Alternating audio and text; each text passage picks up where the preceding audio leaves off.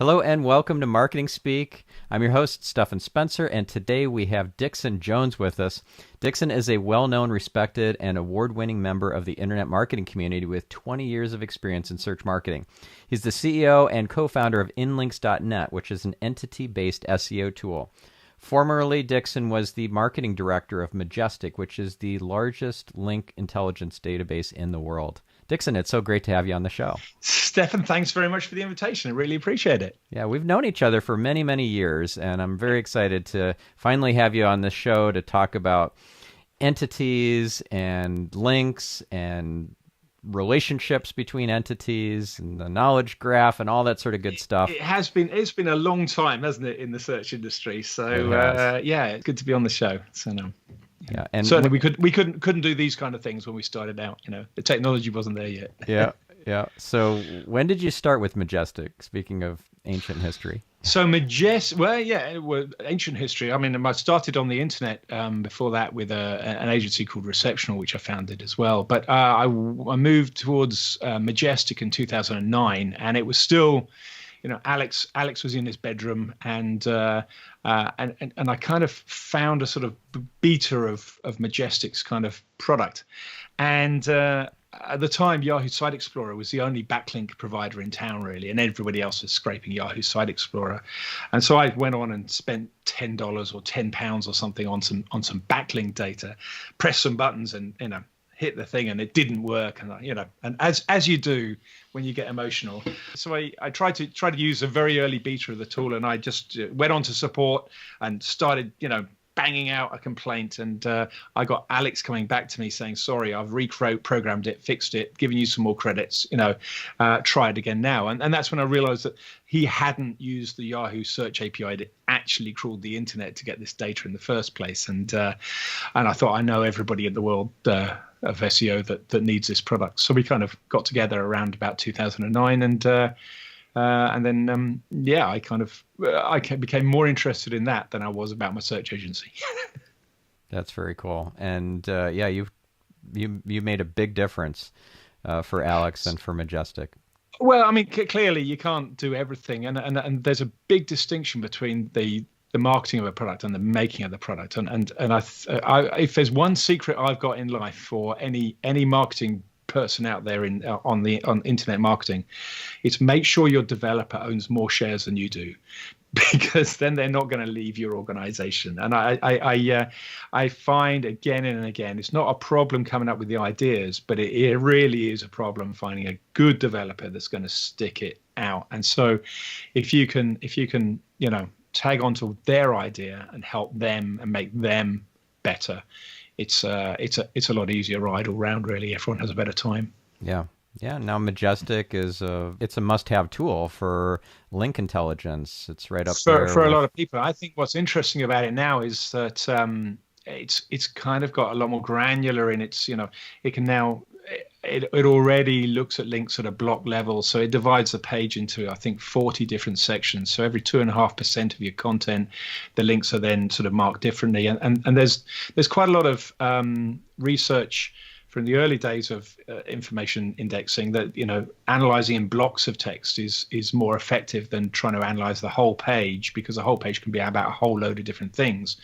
But if you look at links around a certain section or paragraph or a section of text, then it's much more likely that the algorithms are going to get some better hits and better understanding. So being able to do that is pretty cool, and being able to do things at a topic-based level is turning into something very useful, I think, for Inlinks as well. So they've done some good stuff. And recently, I mean, I'm no longer part of Inlinks now, so I'm still an ambassador. Majestic. For them, sorry, yes, no, I'm very much part of Inlinks. I'm no longer the marketing director at Majestic. I'm still an ambassador for them. But I was very impressed in December when they came out with the ability to visualize links 2, 3, 4, I think 4, possibly 5 links away. So the map, a link map, you can put in a website, a web page, and it'll show you not just the first tier links, but the second tier, third tier, fourth tier links, and some incredible visualizations there, which are very interesting if you want to start trying to find backlink networks, or or the fact that a link can be 3 or 4 tiers away from you and is affecting your life.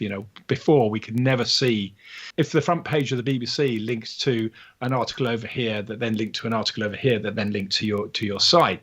And they were all citing effectively you as the source of the information. You'd get a lot of benefit out of that. Or Google would give some benefit to that, but you'd never be able to see it because you could only see the links to your site. But to be able to go several layers back now, I think is changing the game again. So they've still got a lot of ideas coming out, and I hope that they do very well. Not least because I still have shares in Majestic. I'll be honest. Yeah, that's awesome. And some of my favorite features of Majestic, and we will talk about Nlinks in just a moment, and the knowledge graph. But I love that there's not just trust flow. Well, that's a key distinguishing factor, that you guys, or Majestic, has a separate trust metric from the importance or power metric. And so citation flow can be the proxy for page-rank, I guess, for want of a better phrase. And actually it's actually pretty damn close to the proxy for page-rank. But trust flow is kind of interesting because it weeds out.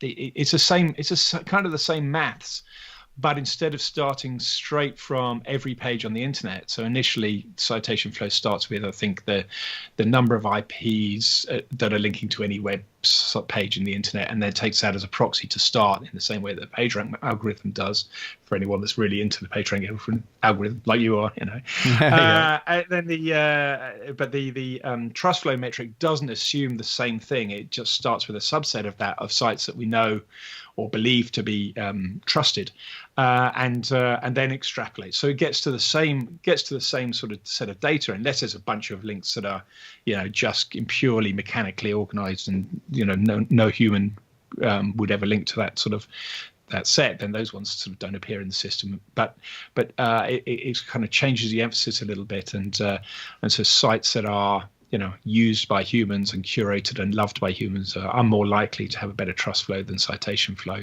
But they're the minority because there's a lot of manufactured links, I suppose, not just manipulative, but if I write a post on my own blog, then all of my other posts, my author page will automatically link through to those and stuff. Right. So things happen, so the trust flow metric is kind of useful. And then again, being able to break that down by topic as well. So if you dig right into the stuff, you can sit there and say, well, this has got some trust, but the trust is in the sort of marketing genre or economics genre, or it's got about 800 different categories or something in there. So and of course, when you think about it logically, Bill Gates is incredibly influential in operating systems and in in world of charities, but not so influential in the world of pop music or social sciences or other subjects.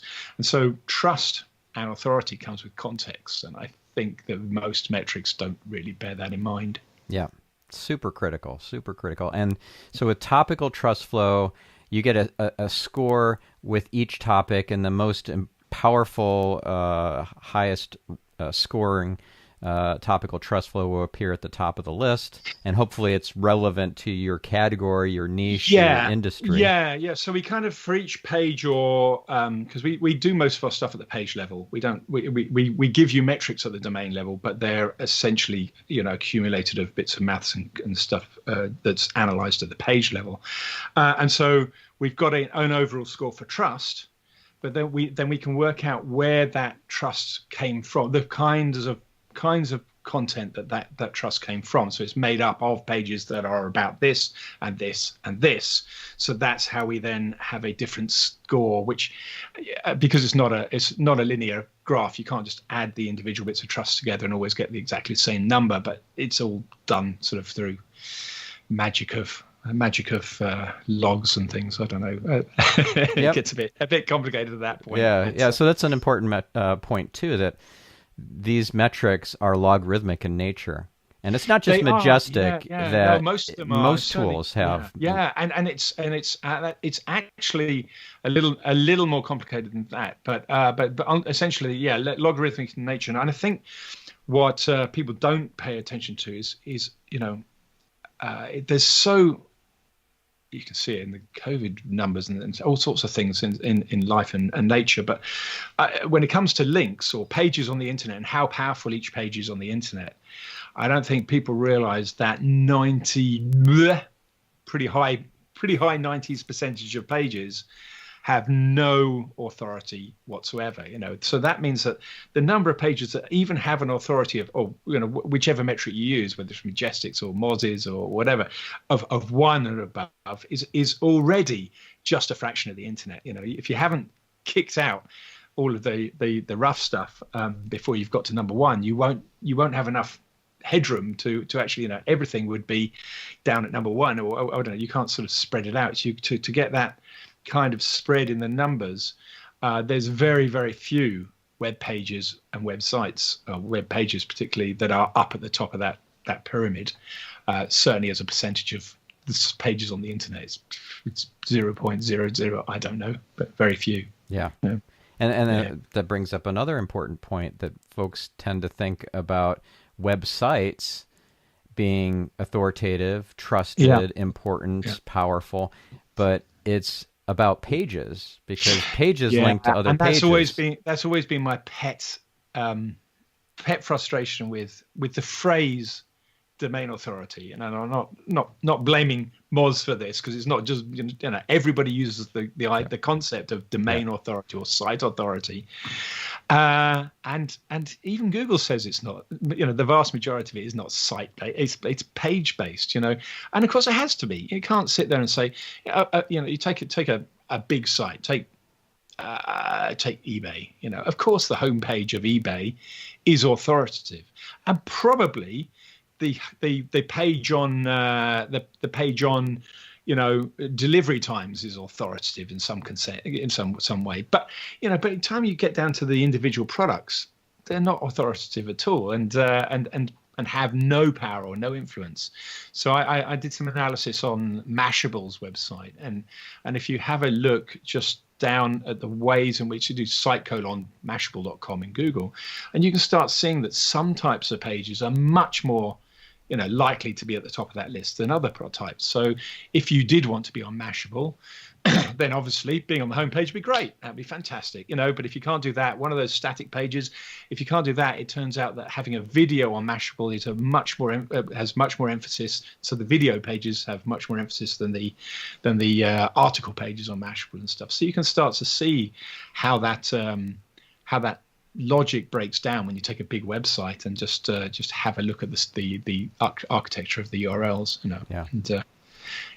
then of course, so it means just putting a page up on the BBC doesn't in itself make your site more valuable, really. Well, it's nice bragging rights. It's a nice logo for the As Seen On bar. I did when I was when my agency at the time, Receptional, back in 2012, something like that. 10. It got a link from the BBC. Actually, it was nearer 2004 or 5, actually. And theoretically, that page is still there. But the only person that links to it is me when I'm trying to get some kudos. So it's no better than a PBN right now. That's funny. Yeah. Well, you mentioned eBay a few minutes ago, and it's funny that you mentioned that, because that was one of the big winners in the December core update. Right, Amazon lost a fair amount of ground, but eBay got a lot of ground with that December core update, and so that's kind of interesting. I mean, because I know that the guys at eBay have thought about entities and been looking at what BERT means and things for a long time, actually, for several years. So that's kind of reassuring for me that entities and the people that are working on an entity approach are doing well, because I hadn't seen that eBay were big winners out of that. So we should talk about entities, but before we do, I want to close out this topic around pages versus websites. and links. And one really great feature about Majestic I love is the scatter graph, and comparing the scatter graph for the domain level versus the page level. Let's say it's the home page that you're evaluating. Being able to see what is above the diagonal on that scatter graph, meaning that it has more trust than importance, more trust flow than citation flow. That's what puts it above the diagonal. And then the farther that dot is away from the XY axis, the more powerful and trusted that link is. And if it's a domain level, that's interesting. But when we're talking about the page level scatter graph, now it's a lot more relevant to what I'm trying to evaluate. So I can see that, most of what's happening is below the diagonal, or most of what's happening is towards the XY axis.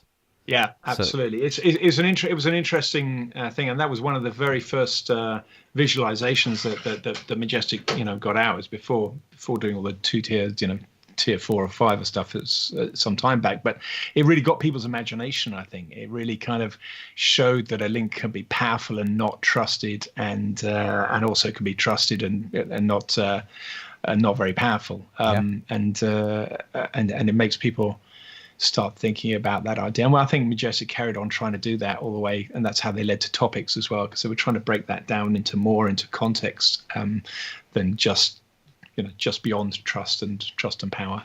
Yeah. And speaking of trust, for those listeners who are not familiar with the acronym EAT, they should read some articles about that. And I have one on Search Engine Land. There's no... Gosh, what's the name of that? Or you could even read the 100 pages of the actual EAT documents that Google has, the expertise, authority, and trust document. Marie Haynes is always quoted as a woman that talks about EAT a lot. But I think that your stuff is really good on it, and there's a lot of useful stuff out there. And then what I like about it, is that Google are very open about. So the guidelines, of course, are Google's guidelines. But what I like about it is that Google is saying this isn't what the algorithm's doing. It's what we're using humans are scoring the algorithm's output. And what it's telling us is where Google is trying to get to with its algorithms. So by following the EAT approach, you're trying to get to where Google's trying to get to. Yeah, you're future-proofing. You're future, exactly right. And I think that's it's a lot easier to wake up in the morning knowing that you're trying to future-proof your business, because I think that the biggest stress for SEOs is they go to bed saying, thank God my client site is optimized. And then there's an update, which by definition, if you're going to go live by that rule, it means the next day you wake up and your site is not going to be optimized. So all you're doing is living for the cliff. You're waiting for the cliff, and the stress that goes along with that is just immense. Yeah. It's like trying to. And we've all felt it. It's like trying to trade Bitcoin and always just buy on the dip. Yeah, absolutely. So I found the article on EAT that I had written a while back. It's called "There's No Shortcut to Authority: Why You Need to Take EAT Seriously." And the Google Quality Rater Guidelines is where you could get the information straight from Google, from the horse's mouth. But if you want a summary article, this is a great start. Also, Marie Haynes has a lot of great content around EAT. But the idea of all these human reviewers who are contracted by Google to score different web pages, that is a data source that the machine learning algorithms can use as training data to, as you say, get to where Google wants to be in terms of understanding what's trusted or trustworthy, what's authoritative, what is written from an expert opinion versus just a average Joe. Very, very important. So I did a presentation where I have I went to the Tower of London once, and so I was doing a picture of 3 people that had been to the Tower of London. One was a beef eater, One was Michael Sharma, who's a well-known historian, generic historian that does TV programs in the UK. Another one was Jeremy Clarkson, who, I don't know if you guys know him, but the Top Gear guy. Anyway, he's very, very famous in the UK, but he's sort of not very authoritative, shall we say? He's a typical presenter. And it's really interesting. All three of them have some experience with the Tower of London, but then you kind of say, well, which one would you trust out of that? Which one has authority when it comes to talking about the Tower of London? And I think that that's an interesting dilemma for a machine to try and figure out, let alone a human being. So for both, it's difficult to figure out. The Beefeater is the one that really knows the Tower of London, but the Tower of London, because they go around and spend every day talking about the history of it to hundreds of people. But no one knows who they are. But of course, they're the most authoritative. Yeah, that's a great point. So let's talk about entities and how Google has structured its knowledge graph, what it bases the knowledge graph on, and then how InLinks, your tool, kind of feeds on that or extends that into something that website owners need to think about and take actions on. Yeah. Well, so I think that the knowledge graph is really interesting that Google went there in the first place, to be honest with you, because they clearly the internet got too big to index page by page, really. And also, what also happened is that everyone was talking about the same stuff. There's only so many pages that you can write on how to tie a bow tie before it becomes more sensible for Google to understand knots and bow ties as two different ideas, and then put those ideas together. So the way that I look at the knowledge graph, I say the knowledge graph or knowledge graphs, because of course it's not just Google, although that's the biggie. But it's at scale, it's better to index and understand concepts than it is to index and understand pages.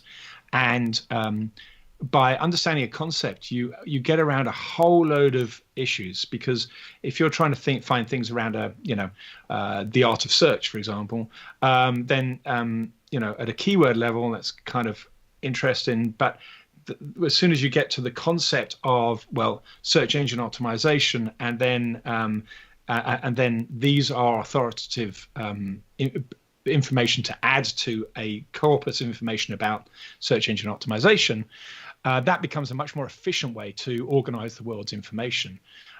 So I see the knowledge graph as a big encyclopedia, and I know somebody will tell me off for doing that, but I ain't that wrong.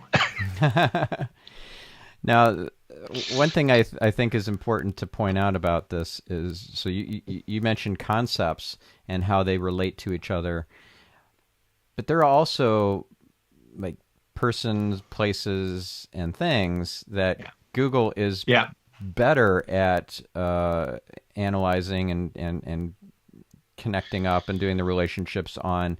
And so if you use, for example, the Google Cloud Natural Language API, which is an AI or machine learning algorithm that you can try for free. I'll include the link in the show notes, but you can put in the text from your homepage and have the tool analyze it and tell you what the entities are that it identified from the page and which ones are salient and to what degree. So you get a salient score for all of the topics and entities that it's identified on the piece of content or on that page. And that's really cool. Except we've got a little interesting secret about that NLP API, which is about to come out in a blog post. So I might tell it to you in a second. Yeah. Your bit. It's a secret. Yeah. So I would love to hear that. But this tool, which, as I said, I'll include a link in the show notes, gives you some information about what your page or the piece of content that you pasted into the text box is about. But it doesn't go as far as I'd like it to. It's more focused on identifying things that are people or places or like geographical locations and things like that. It's not so good at identifying topics or concepts as I'd like it to be. Yeah, so there's two things about that one of them, this might be the first time it's mentioned, so hopefully it'll be live on our blog before. But it will. Well, firstly, Google has some patents about how they understand topics and entities, and they use the concept of capital letters as an entity. I don't know how you can have a patent about that, because I was always taught at school that a proper noun has a capital letter. But anyway, but there is a patent, so they're clearly using capitalization to help them identify entities, which is why places and people and brands tend to get picked up better in their algorithm than others. But here's the really interesting thing about Google's NLP API is that when you run that on their free service, what actually comes back is there's a lot less entities shown in there than you think. So it comes back with a little sort of grid saying, all these different things. But if you look at those, some of them are clearly not entities, like best sneaker or best blue sneaker or whatever. As soon as you've got the word best in there, it's not an entity. You can't see that in any kind of way, shape, or form. It's still a keyword. And actually, the only entities that they're bringing back, you can't see. You've got to actually investigate, because the only ones that are actually proper entities that are defined in that algorithm return are the ones that have got a link to a Wikipedia article. Because all the other ones are essentially just showing the salience of the keywords. So it's a natural language processing algorithm, not an entity extraction algorithm. And so I think we've we've looked at that, and a lot of SEOs, and I'll put myself in the same category, kind of looked at that and thought all the little boxes that are coming back are different entities. So you look at it and it's obviously not. It's only the ones that have got the links to Wikipedia articles that are purely defined as, entities brought back in the data. So that is so if you have a different algorithm that's an entity extraction algorithm, which is what Inlinks has, and it'll extract entities much more aggressively than the ones that are coming out in Google's NLP API, we can create a metric that we call SEU, search engine understanding, that is essentially the number of actual entities, the ones that link to actual Wikipedia pages on in Google's NLP responses versus the ones that are in the ones that we see, and that gives us a percentage to see what kind of how many of the entities that are actually in the text of a page are understood by Google and reported as understood in their NLP API, which kind of goes a long way away. But the main point here is people are not understanding what's an entity in the output of the Google NLP API, because most of the stuff isn't. Even the salience is referring to keywords, not to entities. That's great. Very important distinction. So if so I better honestly, I better make sure that our entity SEO, by the time this come out, I really am sure an entity-based SEO guide, which was written by Fred, not me, that exposed this one, has come out on the inlinks.net blog, because that's him that found that out, and he found it out quite a long time ago, but he's been sitting there on it and building our inlinks system on that bit of knowledge for well over a year now. Okay, awesome. Well, I'm sure we'll wait until that blog post is live before we publish this episode. You're good. I've already blurted it out. There was no NDA signed here, so you're all right. Okay, so let's describe the benefits to the listener of using an entity extraction algorithm like Inlinks on their website. Like, why would they bother to do that? Why not just leave it for Google to figure out what topics and entities you're talking about? Well, so there's two or three different things there. I mean, apart from sort of our ability to then automate internal links and stuff as well, which we can maybe talk about. But the main thing is that if you start by looking at a piece of web content and extracting out the entities, if I do that at the site level, and let's say your site is about blue widgets, black widgets, and green widgets, and you've got that talked about all over the site, but you've got one page that's specifically about blue widgets and another page that's specifically about green widgets. Then every time you kind of talk about these things, we can plot where you're talking about them and work out some kind of level of cannibalization, so that we can then focus all internal links to the main page that's about blue widgets. The other thing that we can do is, as soon as you tell us which page is the one about blue widgets, because we've understood this relationship between Google's NLP API and Wikipedia, we can then write schema on the fly, and we kind of inject this straight in with JavaScript. So I don't think many other tools do that. They don't have JavaScript on the page, or I suppose the WordPress plugins and things have equivalents. But we can inject these things on the fly, so we can sit there and say, right, you've told us that this page is primarily about this, but we've also read that it's about this, this, this, and this. So we can sit there and say it's mostly about these ideas, and we can write that in the schema. So we can say, dear Google, this is about a thing or a person or an event or whatever called this, and in case you don't understand what that is, here's the Wikipedia article so you can't get it wrong. So we're marrying those up, and so we got about what the page is about and what the pages mentions. So that kind of gives it a hierarchy as well. So you can say it's about these two or three things, one or two things. It mentions these other ideas, but they're subservient to, but related to the main topic. So the beauty of mapping that really then comes into its own when you try to do on-page optimization, because what we can then do is we can build a knowledge graph. So that's kind of like build a knowledge graph of your page. Your page is now about all these different bits and pieces, these different ideas and these different entities. But then when you want to optimize for blue widget or put in any keyword here, and I say keyword, we can then go and find the 10 most authoritative pages for the phrase that you've entered, and we can run the same entity extraction algorithm on that content. And then the whole magic of the on-page stuff is we can compare your attempt at optimizing for that phrase with the best of breed, and show you what topics you're missing, what topics you might be over egging, and then you can dive into that and find related, because we've got related topics. You can build up a picture of the topics you need to add to your content to try and be more authoritative around the concepts that are important for the key phrase that you're trying to optimize for. So it literally will extract the best of breed ideas and compare it to your ideas. And if you haven't got any ideas, you haven't written anything yet, okay, it'll still come up and see what the main ideas are that you should be talking about, and give you a brief to sort of say, well, start with these ideas, write in this kind of order.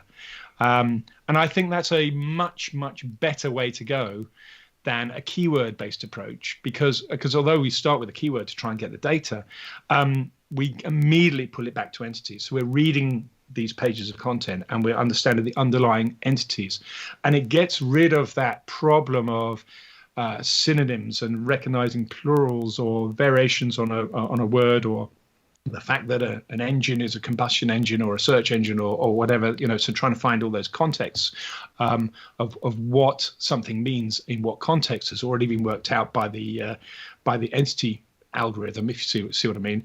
And you don't get into the habit of trying to say,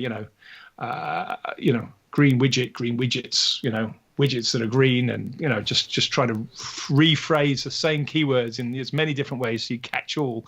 That's not how the future of search is. It's about understanding the underlying entities.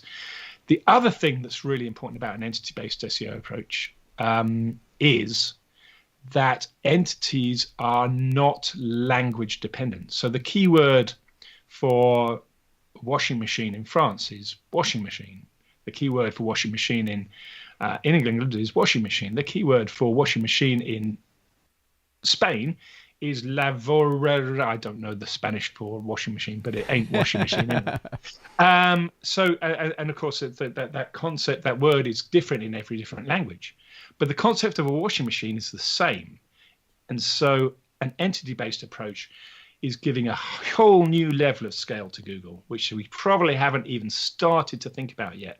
But if you realize that entities are language independent, then imagine the magic. If they can work out everything they need to know about Mount Fujitsu in any different language and feed it into the knowledge graph of Mount Fujitsu, then somebody in Japanese can add that the mountain has just grown 3 feet in the last year, and all of a sudden that pops into something in French over there, and because it's in the underlying information. I think that's really exciting. That is. And it might actually break down some of the problems of echo chambers that we have as well. I mean, we have some terrible. One of the flaws, I think, in this approach, of this entity-based approach, in particular a Wikipedia-based approach, is that Wikipedia itself is hugely biased to white males like you and me, updating Wikipedia, and so all of a sudden, Brighton Pier suddenly gets a lot of emphasis, but the major pier in Addis Ababa has no appearance in Wikipedia, even though it's used by 10,000 times as many people a year than Brighton. So there's this inbuilt bias into Wikipedia's data.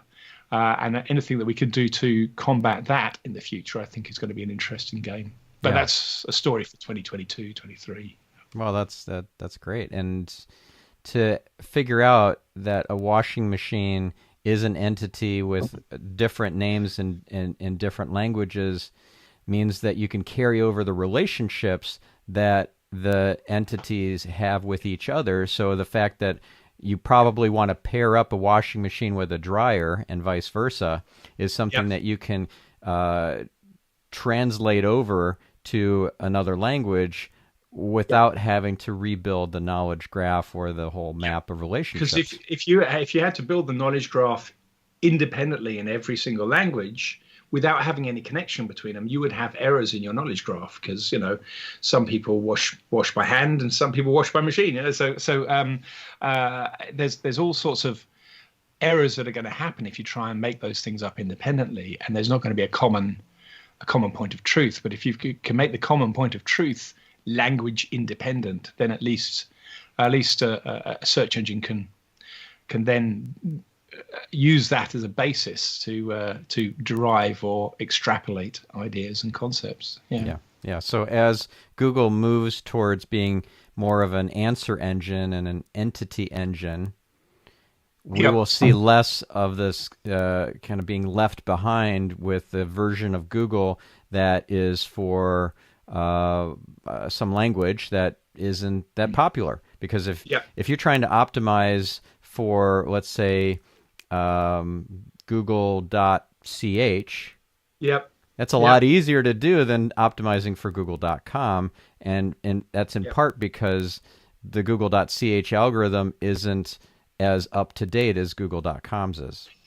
I think that's actually true. But then if google.ch results can then start to bring in and possibly translate articles from other languages, if it's finding weak results in the CH database, but it now understands the underlying concept of the user's query, then with them also doing translations on the fly and other things on the fly, then there's every possibility in the future that the results that you get back are not even in the language originally. You'll see them in your language, but they're not designed or written in your original language. They were written in a completely different language and have been translated by machine translation. But and all you've got is a little, would you like to see this in the original? This was originally in French or whatever it may be. So I think there's a lot that Google can do with that, and I don't suppose they've really started, but you can see them.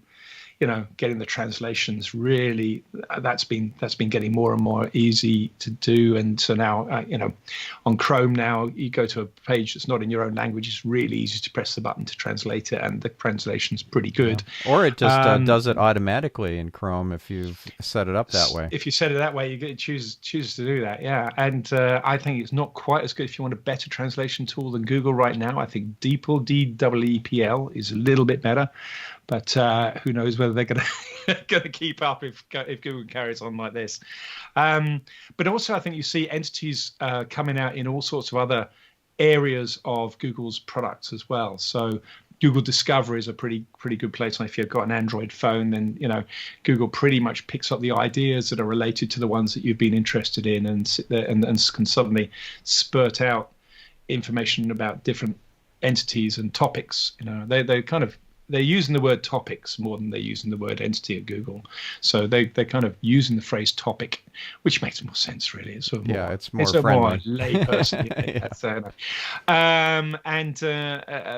So it comes out there in Google Trends. It's really obvious because when you start typing in Google Trends, it'll say, if you want Danny Sullivan, the racer, Danny Sullivan, the guy at Google that used to be, an internet marketer, or Danny Sullivan, a bunch of search phrases. So it's saying that these are topics. So it's picking out and showing what are topics. And actually, you go to Google's main search now, and it's got little icons where it's got topics. You can see the icons in the Google Suggest. So it's becoming more obvious where the topics are if you just keep half an eye out for them. Yeah. Now, you said earlier that Wikipedia is a primary source for Google to figure out that it is an entity. Now, what about Wikidata? What about Freebase, which they acquired? How do those feed into this? Obviously, when Google bought Freebase, or the company that owned Freebase, the really unfortunate thing is I wasn't quick enough to get my own name in Freebase, because there was a time when you could just go and freely add your name or whatever idea to Freebase, and it would become an entity as a result of that legacy. So those entities are there, and you can actually look at the IDs. If you go in to have a look at the different entities, you can see a Freebase ID. That Freebase ID is now mapped into Wikidata as well. So if you go into Wikidata and look up an entity in wikidata.org, if it's got a Freebase ID with it as well, then that Freebase ID is there as well. So Google are trying to match up the Wikidata bits. Well, Wikidata are trying to match up the Freebase IDs and the Wikidata IDs, and of course they're going to be trying to mix them up with other things. So, if Google decides that a page is authoritative, then or a source is authoritative, then that's great. So they've kind of suggested IMDb and a whole bunch of other things. There's a guy, Jason Barnard, from he was on this podcast. Yep, there you go. So he spends a lot of time trying to find the data sources mentioned in Google's knowledge panels, and finding the data sources and then recording them in a database. His logic being that those data sources are now being used to feed the knowledge graph. I think that's. By the way, I'll include that into the show notes for this episode. Yeah, the link to that list of trusted it's a very sources. Useful thing. I think one thing that is still an unknown, I don't know if Jason has got further down this than I have, is that it may be that there's a difference between Google treating it as an authoritative data source and using it as a source that it can cite as a bit of information from it. So it may not be using all of those data sources to create entities.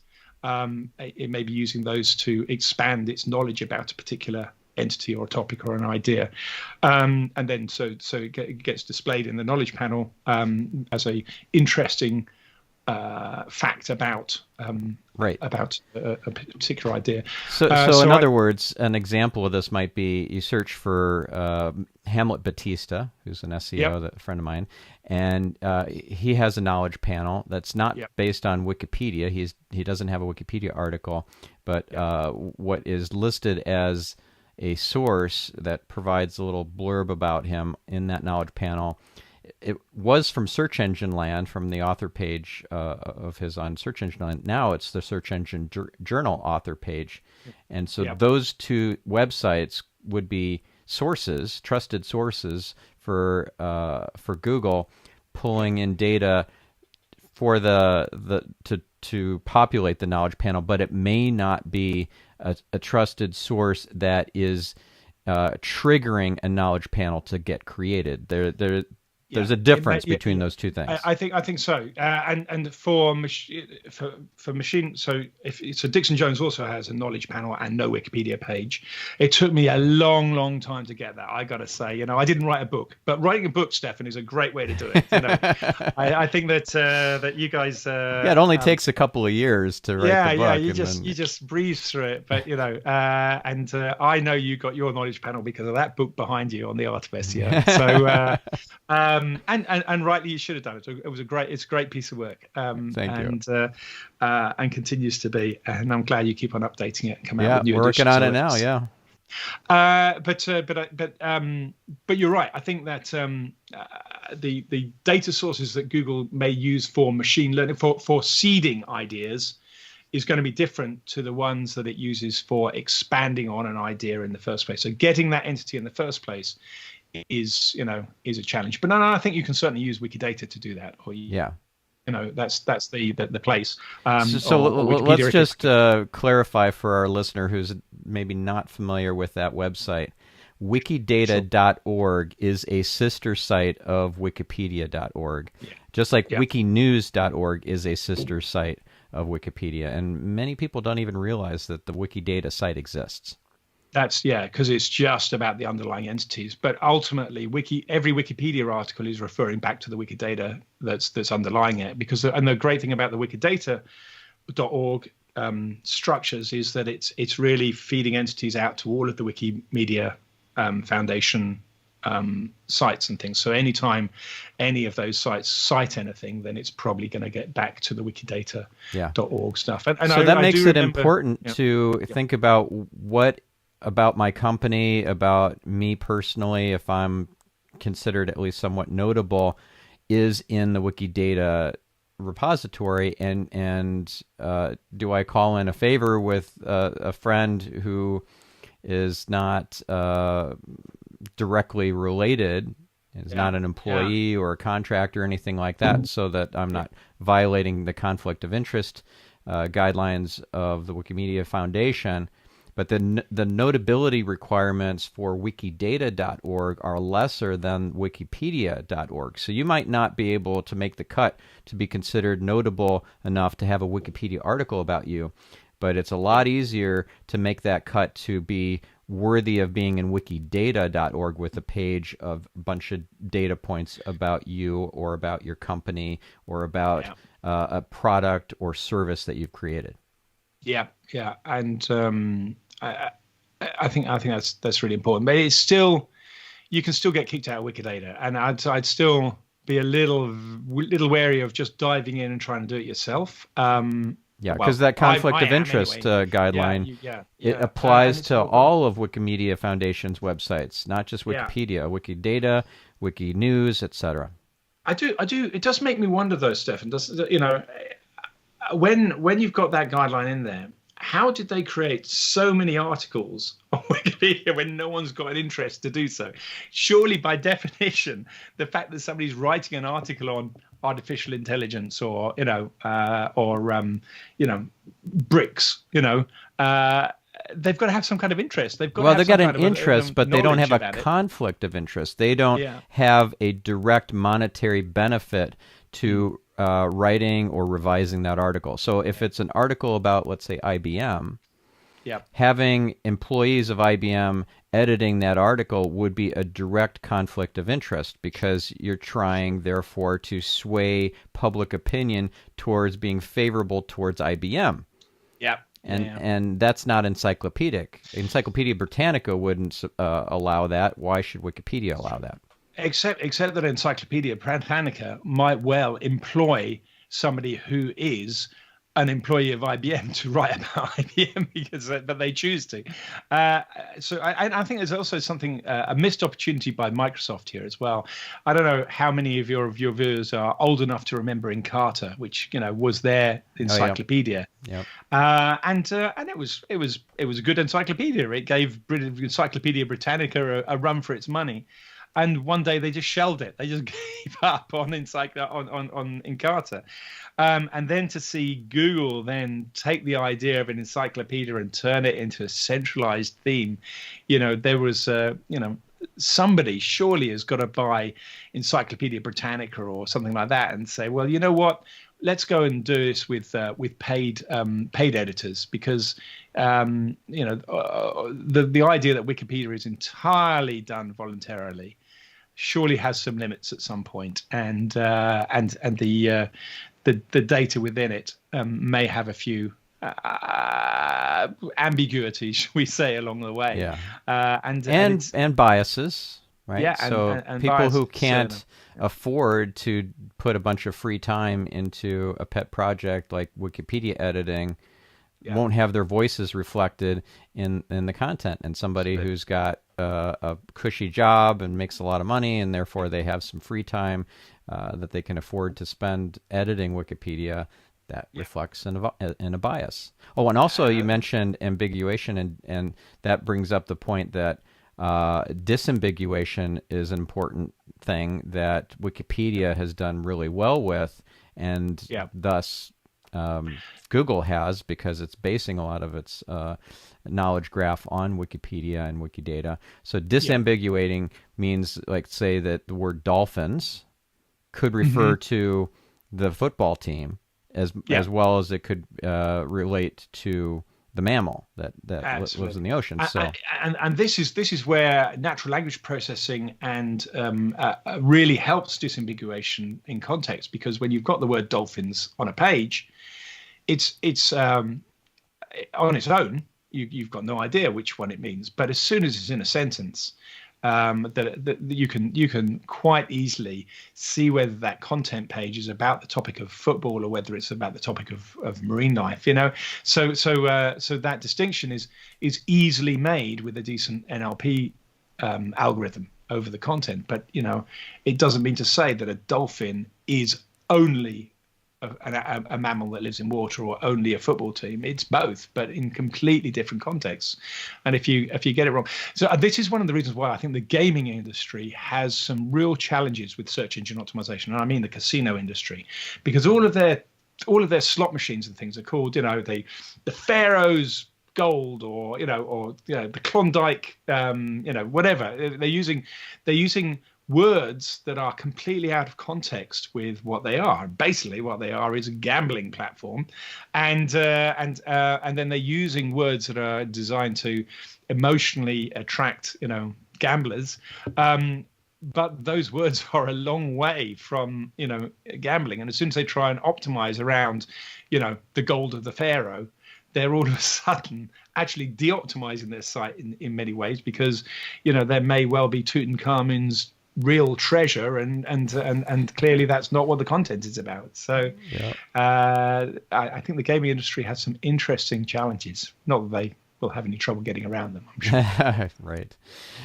So why would a big site, let's take IBM as an example, why would they need internal linking automation like the InLinks tool provides? Like, why would even any site want or need that? Oh, massive efficiencies, massive efficiencies of scale. I mean, the two things that a big site would need out of InLinks is, firstly, you can run, because the first thing we do is run our NLP over the whole of their, well, not over the whole of their site, over whatever pages they tell us that they want us to have in their knowledge graph. We build a knowledge graph for them, so that will allow them to see what topics they are talking about and which topics they aren't talking about. We can also then use that to compare. We usually compare page by page with the best of breed. But you've got that knowledge graph for your site, so you can sit there and say, right, okay, these are the things, and we've got a really nice sort of map as to the sort of pretty graphic and interactive graphic. But then because you want let's go away from the search engines, because it's always good to talk about the user in search. But if you are explaining a concept in a page of content on IBM's website, say you're talking about Deep Blue, the computer, which they built, or Watson or whatever, and you're talking about these kind of concepts on a page. So Deep Blue is talking about it's a precursor to Watson, or the game that built the machine that beat Garry Kasparov at chess, and then you've got Deep Blue as a concept at IBM that's owned by IBM, and you've got Watson that's owned by a concept by IBM. But somebody is not necessarily going to know about Watson or not necessarily going to know about Deep Blue. So to be able to guide the user in the text so that if they want to know more about that, then it'll dive straight into the page about Deep Blue or that page. Automating all of that becomes really, really powerful, because you may at some point update all your information about Deep Blue. Maybe Deep Blue is now, they've changed Watson to Deep Blue, and all of a sudden they've rebranded or whatever. So you may have another page that is now your cornerstone content for an idea. Well, if you've already written all those internal links manually and put them all over the site to say that this is the page, the only option you've got is a 301 redirect of the old content, I suppose. But that may not always be appropriate. It may be that it's that page is still relevant, but not the most important page now for your new launch. So to be able to, and even if you do have 301s, of course, the more hops you have, the less likely it is that a search engine is going to bother getting to the end of all those 301 redirects. Right. So much better to reanalyze the whole context. If you've rewritten your content anyway, some of those links may not be appropriate anymore. Other ones will. But if only you had a natural language processing algorithm to understand that. And then you can then effectively rewrite that link structure for that concept on the fly by just changing the associations of the page, and the algorithm will do the rest. Yeah, so that's great for the user. It's also great for SEO, because then you are sending link equity internally to the most authoritative and important pages on your site about the topics, and you're minimizing cannibalization. And the important thing is we're passing that authority in context. We're not passing, just because we can link from the homepage to any page and give some authority to those in a page. We're not doing that. We're doing it in context, really. Yeah. So it's when you're talking about Deep Blue, then we'll link to Deep Blue. But if you're not, and also you can then vary that a little bit and say, right, so if you want something like Marriott hotels, for example, they may want to have information about all the restaurants locally, but they don't want to link a pizzeria in New York to a hotel in Tel Aviv. Clearly, they need to keep some silos in there, so you can then put context and say, right, okay, I want to link food restaurants to this page, but only when they're also talking about New York or something like that. So you can then put context in there in the rules. To contrast that with something that would be a very brain dead approach to internal linking. I remember this from, I don't know, at least 10, maybe 15 years ago. Expedia used to include footer links that had all these different contextually optimized keywords linking to landing pages about those topics. So if they wanted to rank for cheap hotels in Bangkok, they would have that in the footer link, and they would mix in all these different footer links depending on which page, and they had some algorithm figured it out, I think, about which page and when to remove a link and add another one in its place and so forth. That's not useful to the user.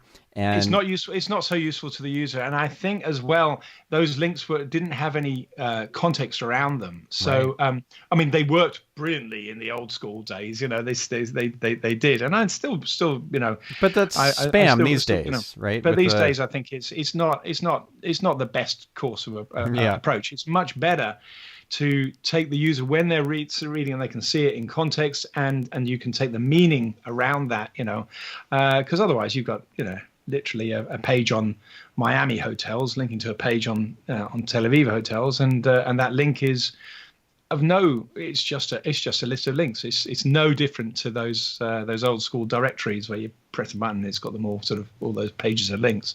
So that context is all important, at least in the entity based model. I think it's all important. Yeah, absolutely. Yeah, and so cannibalization happens when you have two different pages or multiple pages that both have an opportunity to rank for a particular search query, and perhaps the one that is outranking the other isn't the one that you want to have be the higher ranking page, because maybe it doesn't convert as well, or it's not as up to date, or it's not as relevant. And so you need to understand which pages are ranking for, and have the potential to rank for a particular search query, so that you can guide the search engines to go after the one and favor the one that you think is the most appropriate and the most valuable.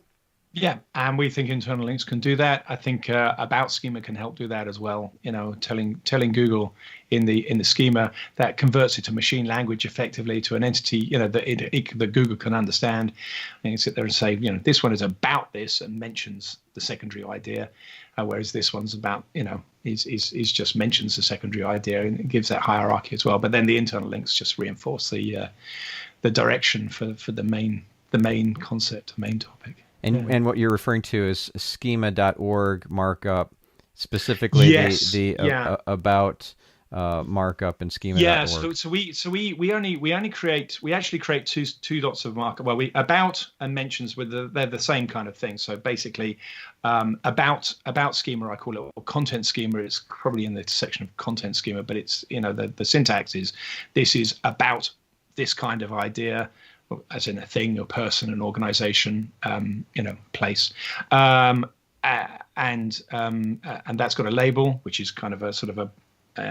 dolphin, it might be, but it could be, until you know whether one's an animal or whether it's a football team, you can't get the context. So then you use the Wikipedia URL in the schema to show Google what you mean by that concept of dolphin, and so that takes it to the.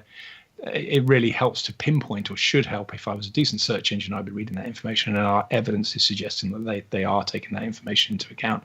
We also create FAQ schema on the fly as well, which we kind of did because it was relatively easy for us. So if we see more than one H tag in questions followed by a paragraph of text, we assume that that's FAQ schema. When we built that, Google was quite happy to see two lots of FAQ schema on a page. They've since come out and said, if you've got two lots of FAQ schema, we might get confused. And that's a bit of a thing, because we've got no way to turn it off now. You can delete them in our system, but if you are using another schema generation tool, which I think you probably should at the moment, because we only create those two kinds of schema. We don't create review schema, or we don't create event schema, or all those, or recipe schema, and all those other magical snippets things. We're not actually helping the snippets particularly at all, except the FAQ snippets. So you probably may want to use some other kind of schema as well. So just be a little bit careful, if you ever do use our tool, that your FAQ schema isn't clashing with some other FAQ schema that you put into a Yoast plugin or whatever it may be. Yep, got it. And to come full circle to earlier in the conversation when we started this interview, I was asking you about Majestic. There's a great resource tool inside of Majestic called Link Context. And right. that shows where in the page the links are that are coming to your site, and that's pretty awesome. So if you're acquiring a lot of let's say footer links, if you can take the time to understand those little graphs that often look like candlesticks and things, you can see, exactly. If all your links are coming from footers, then it's so obvious there. You don't need to go very far to realize that. So that link context stuff, they came out with about a year ago, I think, a year and a bit ago, and that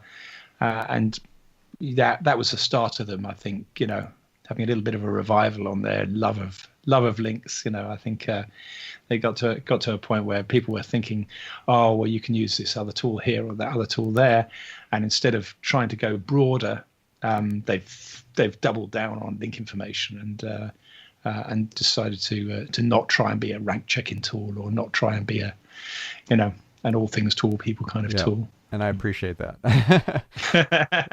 Yeah, it's a great tool. I recommend it all the time. Thank you.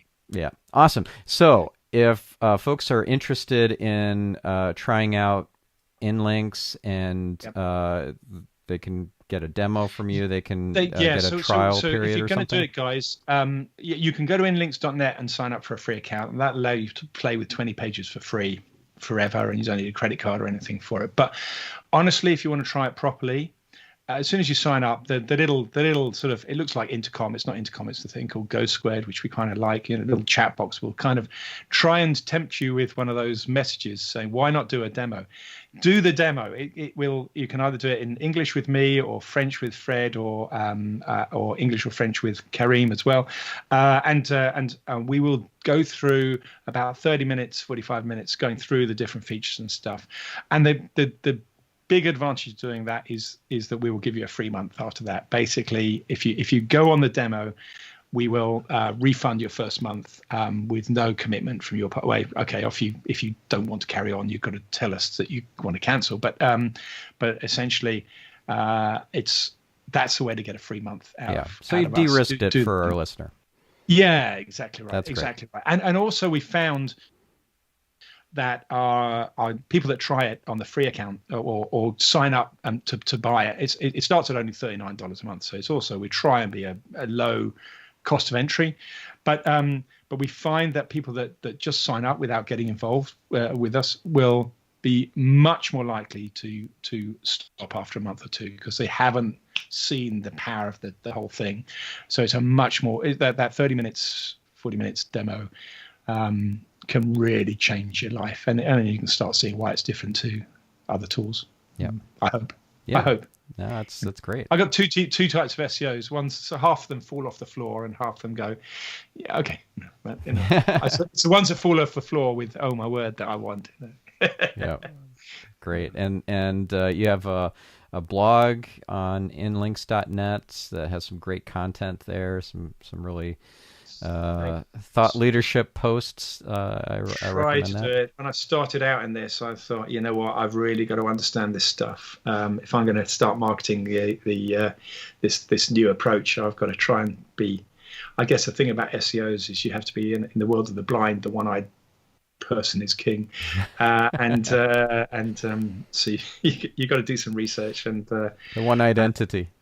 The one identity is, yeah, absolutely. The one identity is king, so, or queen. So yeah, I thanks. There's some good stuff on there, and if you, my personal stuff is at dixonjones.com as well, so you can get that as well. All right, awesome. Including my my current medical state, which is not so great. I've got to be honest. Yeah, you're still healing from that mountain biking accident. Yeah. So I'm not allowed to stand up yet, but we'll get there. Yeah. I've got to a chair at least, so I feel. Well, speedy recovery. Thanks very much. Yeah. Thank you. And thank you for all the wisdom that you dropped on this episode. That's very kind of you, Stephan. Thanks very much for writing the book.